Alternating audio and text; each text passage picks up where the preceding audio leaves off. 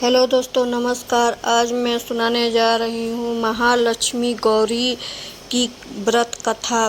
पौराणिक कथा के अनुसार एक बार भगवान विष्णु मृत्युलोक योनि भूलोक में मगन करने के लिए निकल पड़े। माँ लक्ष्मी ने भी निवेदन किया कि यह भी उनके साथ आना चाहती हैं। भगवान विष्णु उनके स्वभाव से परिचित थे, इसलिए पहले ही उन्हें आग्रह किया कि मैं आपको एक शर्त पर ले जाऊंगा।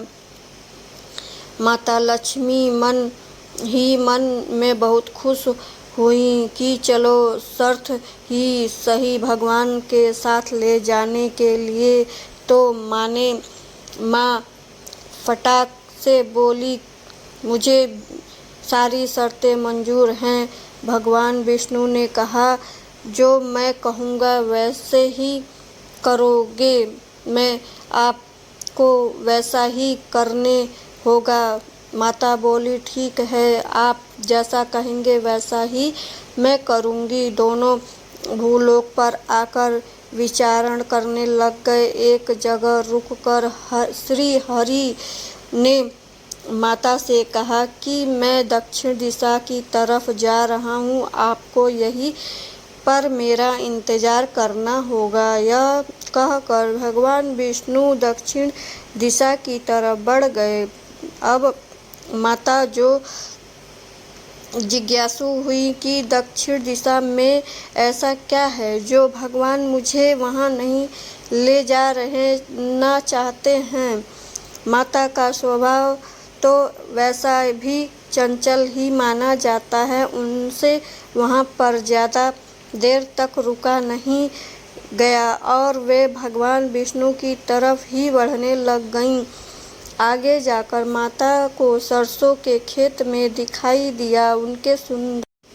उनकी सुंदरता ने माता का मन मोह लिया। वे फूलों को तोड़ कर अपना श्रृंगार करने लग गईं। इसके बाद वे कुछ दूर आगे बढ़ी थी कि गन्ने के खेत में उन्हें दिखाई दिए। उन्हें गन्ना चूसने का इच्छा हो रहा था तो गन्ना तोड़कर वो चूसने लग गईं। भगवान विष्णु वापस आकर उन पर क्रोधित हो गए और भगवान ने कहा कि आपने शर्त का उल्लंघन किया। मैंने आपको वहाँ रुकने के लिए कहा था, लेकिन आप नहीं रुकी और वहाँ से किसान के खेतों से फूल व गन्ना तोड़कर अपने अपराध किया है।